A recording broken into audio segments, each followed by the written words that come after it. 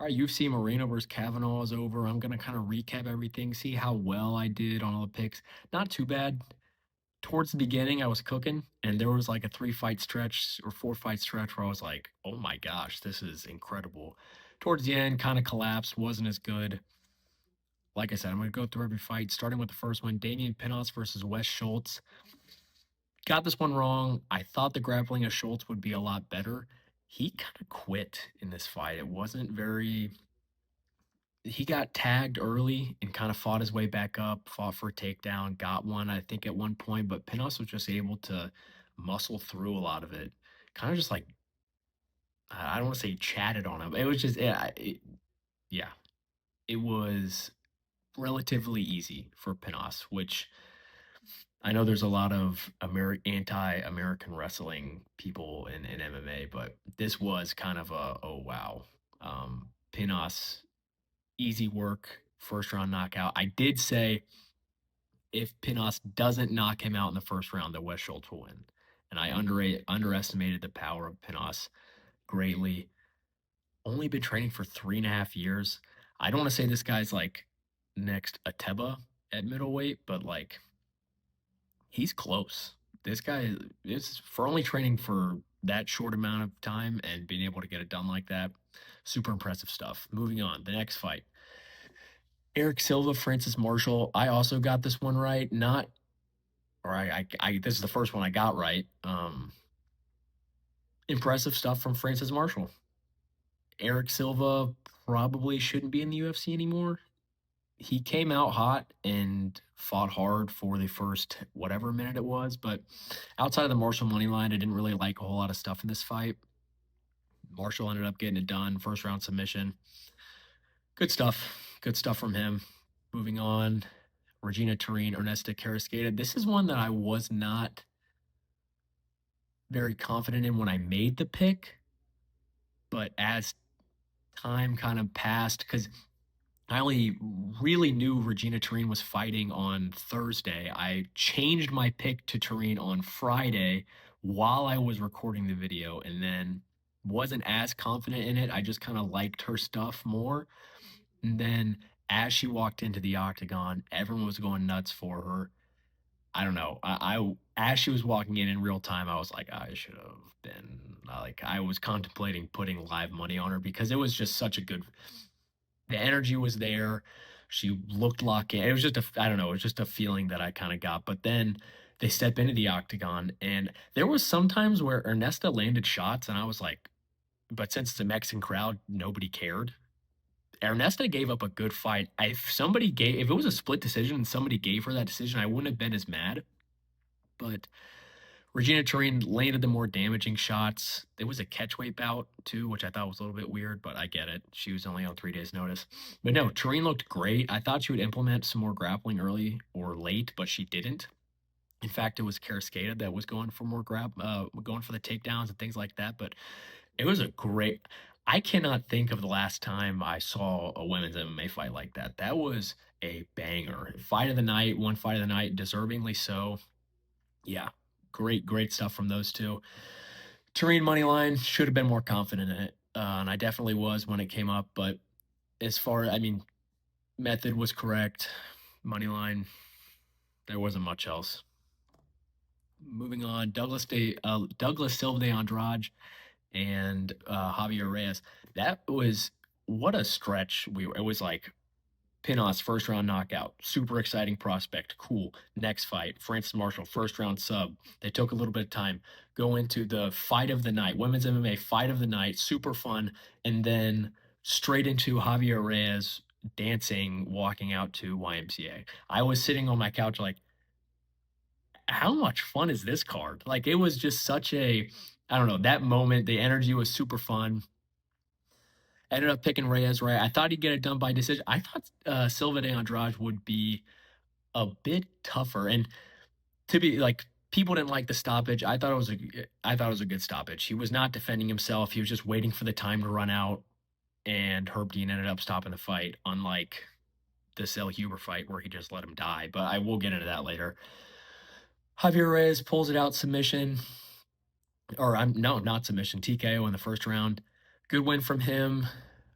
off his debut too. So not sure what's really going to be next for him. But Silva de Andrade, what should be next for him, should be retirement. That was bad. At 40 years old, you can't really take beatings like that and expect to continue. Should not be in the UFC, and that's kind of a theme for a lot of these guys that lost tonight. It was like, all right, hopefully we don't see you ever again. Not good stuff from the losers, but yeah, Reyes got the prediction semi right. Reyes won. Thought it'd be decision. I thought Silva de Andrade would be tougher to put away. He wasn't. Over on 2.5 rounds was a bet that I said to place. Not great. Javier Reyes over on significant strikes. I can't go back and see what those were. My book that I had up didn't show me, but I had to imagine that was at least close. He landed a lot, especially towards the end of the fight. And Sylvan Andrade, I think it's worth mentioning. He did. It wasn't scored as a knockdown, but he fought hard early on, and Reyes was able to overcome it, get the win via TKO. Next fight, Quinones versus Mutino. Now, I picked Quinones to win by knockout. He didn't get it done. He dominated him to a decision. However, for Quinones, I don't think this was a wow, you gotta, you got a dominant win. Moutinho is somebody that you should be putting away regardless. I don't think this was an impressive win by any means. Chris Moutinho has no wins in the UFC.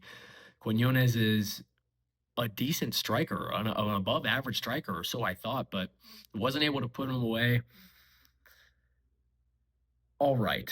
It was an all right performance. I got the pick right as far as the bets that I had pulled up on the screen, not to go the distance. Ended up going the distance, and Quinones by knockout did not happen. There were some shots where I thought it could definitely, and Moutinho was able to pull through, but for the most part, Quinones slowed down a little bit, in the latter portion of the fight, and I thought that maybe it would catch up with him, but Moutinho ended up getting it done.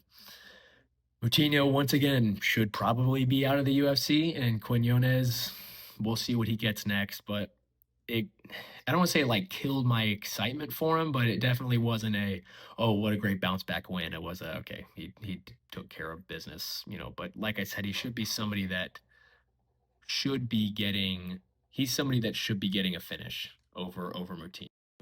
Next fight, Eileen Perez versus Macy Chiasson. Got this one wrong. I thought Chiasson would be a bit more crafty or just not let Eileen Perez hold her down for 12 of the 15-minute fight. I kept joking. I was like, is this Eileen of Perezarov? Because she did nothing really to advance the fight towards the finish. It was a little bit boring to watch, but I can't say I didn't expect it. Like I said in the breakdown, when she gets you to the ground, it is very hard to get back up. And I think we saw that firsthand with the Chiasson fight. Once she was on the ground, it was, I mean, she would get back to her feet or her knees kind of up against the cage, but really once Perez had her there, the fight was over. The second, I think Macy pulled off the first round. She was able to scramble well, but then second round, taken down, held there, and then immediately in the third round, got taken down again. She wasn't able to use her distance very well, and manage the fight. Unfortunately, so got the decision wrong betting wise. Chess on money line, I thought had decent value, and I think it kind of, I mean, it was close. She had the first round, and she could have done more to maybe pull it off. So I'm not upset with the pick. It just wasn't the best. And then over 2.5 rounds did actually end up happening. So that was kind of another double edged sword where it's like Chesson could win, but if Perez win, it's definitely going the distance. And even if Chesson win, I wasn't super sold on a finish. I still thought she was going to win by decision. I thought the fight would go to a decision either way. So, not a bad pick there. Got that one wrong. Second one of the fight, technically. The first one, yes, I got wrong. I'm not going to say I got it right, but I was more so, hey, Pinas very well could knock him out in the first round. And I was able to kind of hedge that with Schultz money line, Pinas first round knockout. So, anyways, second fight that I got wrong. Moving on, Ryan Gonder versus Jose Del Medina. I think this is the first one I got completely right. All greens on the screen. Gonder did get it done by first round knockout. Another moment where it's like, Jose, What are you doing here? I think I said, what is bro doing in the UFC? Kind of validated that thought. Not great stuff. Gondra was able to get it done like 45 seconds, I think. Walked forward, took the fight straight to him, outmuscled him. Impressive stuff. I'd like to see Ryan Gondra fight a more high caliber UFC fighter, but good stuff from at least what we've seen so far. Gets a knockout on the contender series, I believe, and then debuts with a knockout. So good stuff from him. Yeah, all greens on the screen for that one. Moving on with the next one, Santiago Luna, Angel Pacheco. This is, I think, where we kind of started to pick it up. Another all greens. Luna did get it done by unanimous decision. I said Pacheco is not an easy out. He's a tough dude, and we saw that he's maybe not a very good fighter, but he's a tough dude.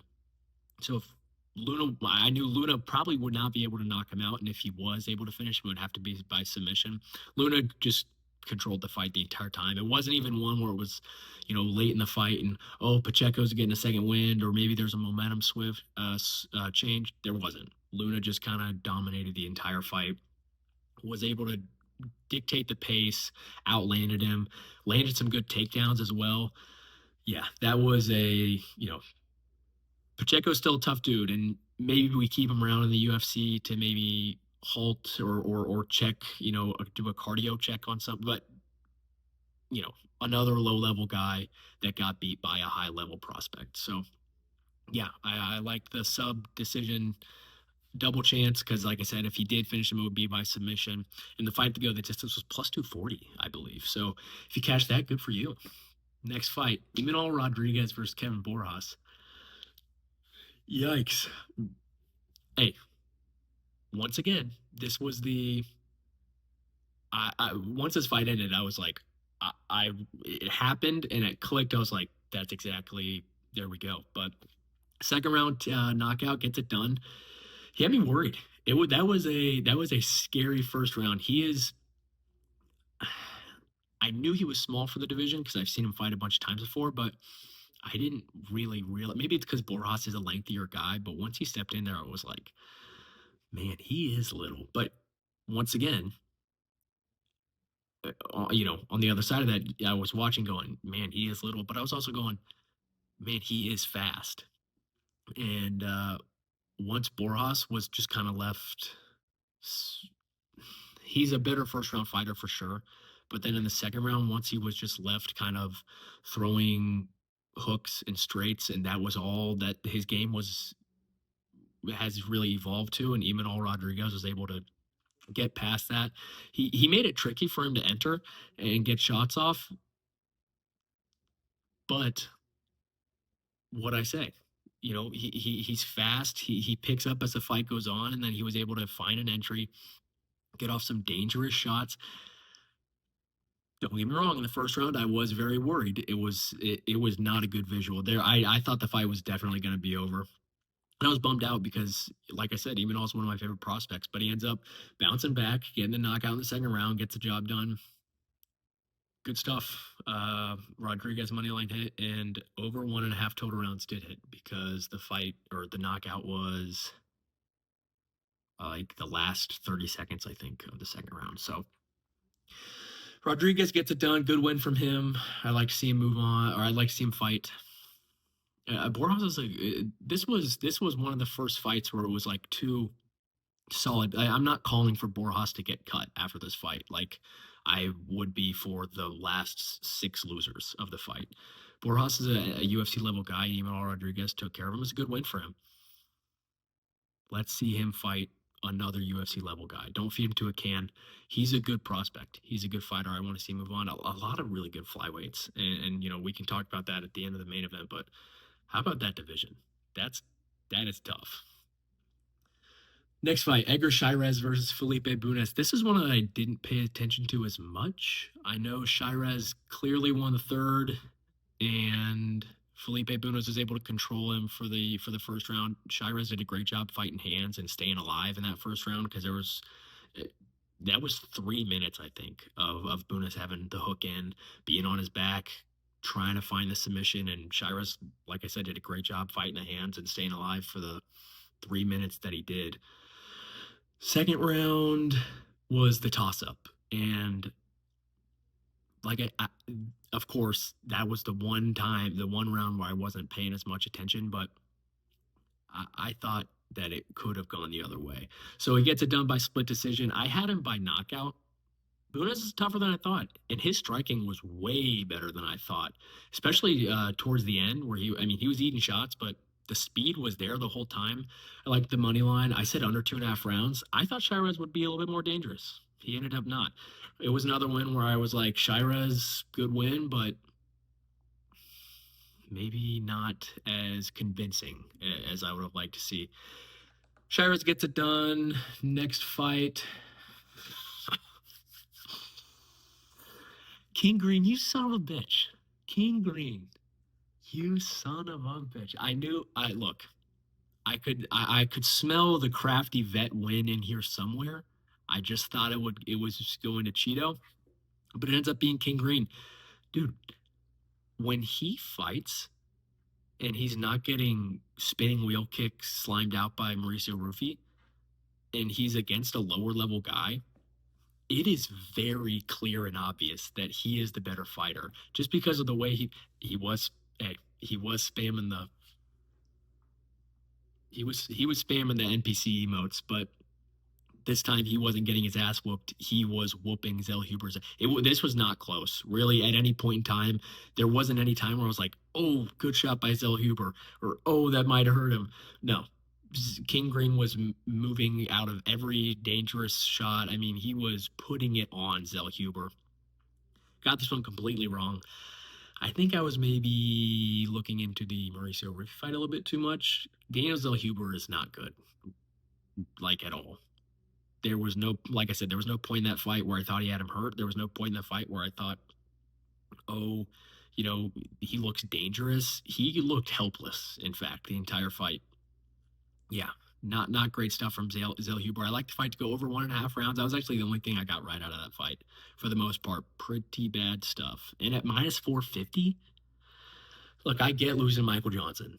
That happens. But King Green is a guy that if you want to be anywhere near the top 15 in the division, you should be beating. And bad stuff from Zellhuber. I mean, that kills a lot.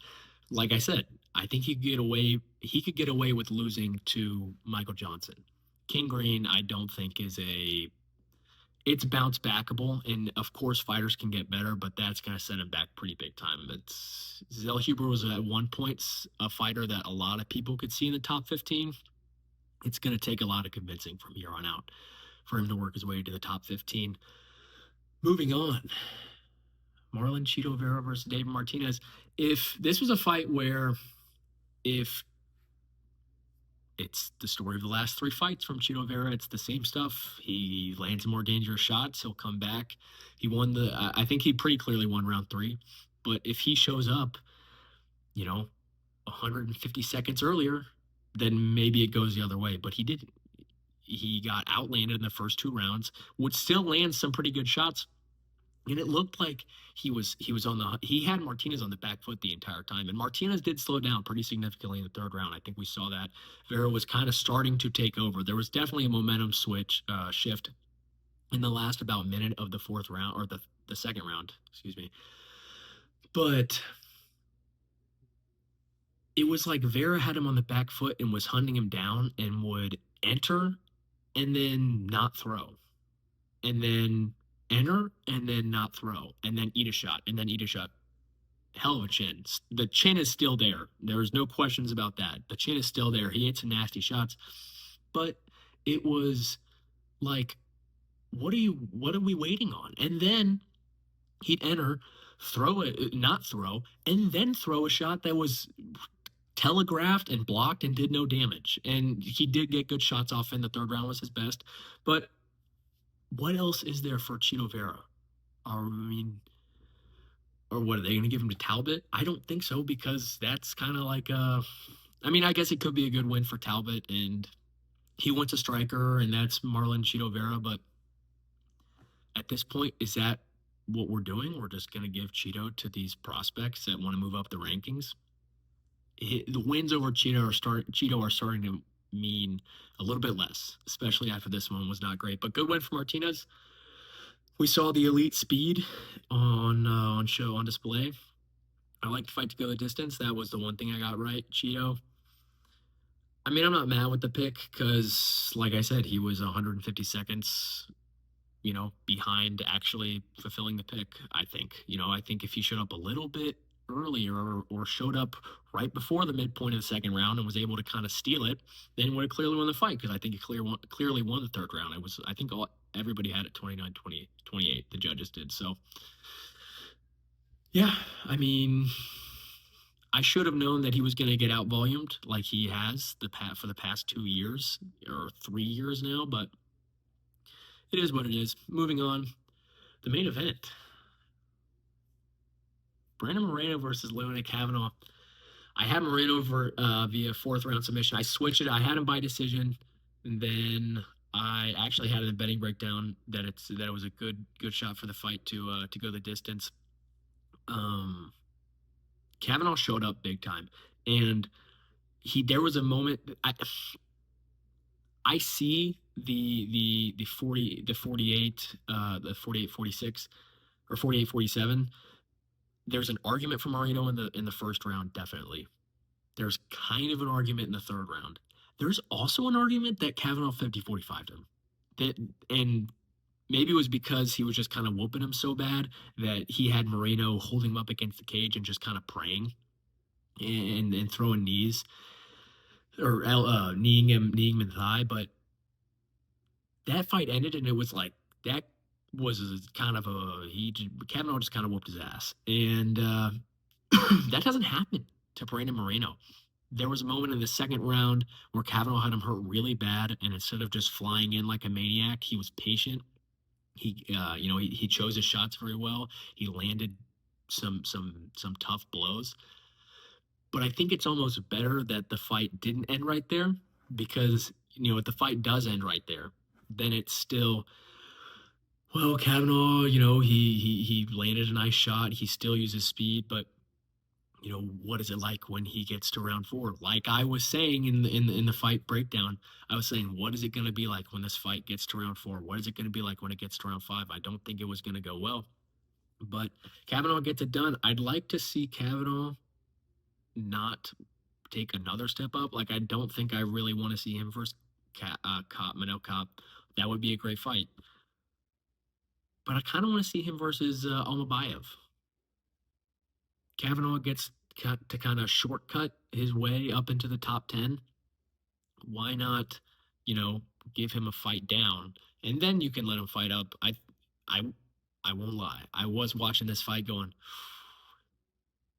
Kavanaugh versus Joshua Van would feed families. I'm not gonna lie. I was thinking that, but it's too early. You can't get slammed out by Charles Johnson, you know, and then be going that soon. I think only Joshua Van can do that. But I would like to see him fight down, see if he can handle Almabayev. But yeah, he answered a lot of questions. The cardio was there. He pushed through all 5 rounds. He looked great. I don't want to say it was like maybe it was kind of a star emerging star moment. Really, really good stuff for him. Moreno bounce back. I've seen some Moreno Figgy 5 stuff at 135. Send Figgy into retirement, but Moreno it's kind of getting to a point where it's like what is there for him? I think a move up to 135 could be beneficial, but we've already seen him lose to Pantoja 3 times. We've seen him lose to Figgy twice. What is or maybe once, but what's the point? Now you're losing to Kavanaugh, which is not a bad win. I think, like I said, Kavanaugh answered a lot of questions and proved that he should be in the top 10 and near the top 5. But with Moreno, the question still is, what are we doing? What is next for him? Clearly, there's no future at 125 because we've seen that you cannot clearly take care of business against top guys. So we'll see. We'll see what's next for him. The recap of the recap. Recap of the recap for best bets. High value straight. That's why they're high value straights. Only 2 of them ended up hitting. The 4, like I said, that is. I definitely should have put Regina Torino on the high value straights, the money line. The second I saw her walking out, I knew, I knew that I was probably right and we were cooking. But yeah, Schultz loses, Chason loses, Vera loses. All three of those I was cool with. Maybe Schultz less. I should have probably known that he. hmm, I don't know. Yeah, Chason and Vera, I was definitely okay with taking the L on. Schultz, maybe not. Pinot's first round KO was kind of. I was pretty confident in that. I should have been more. Parlays, really, it was just kind of Zell Huber that ruined everything. Moreno sub decision. I was close to picking Kavanaugh. I said it was closer to a 50-50 fight. I probably should have kept the sub decision off. I thought that it was good value for him at minus 110, I believe it was. And yeah, Gondra ends up taking care of business. David Martinez going the distance happens. And most of the parlay legs were there. But unfortunately, Zellhuber got his ass whooped by King Green. It happens. Overall, I think it was 9-4, 8-4, something like that. Not too bad. Kind of fell apart in or no, 9-5. We got 5 fights wrong. Kind of fell apart towards the end. It was unfortunate, but liked a lot of the stuff. Liked a lot of the picks. Let me know if you guys like the breakdown.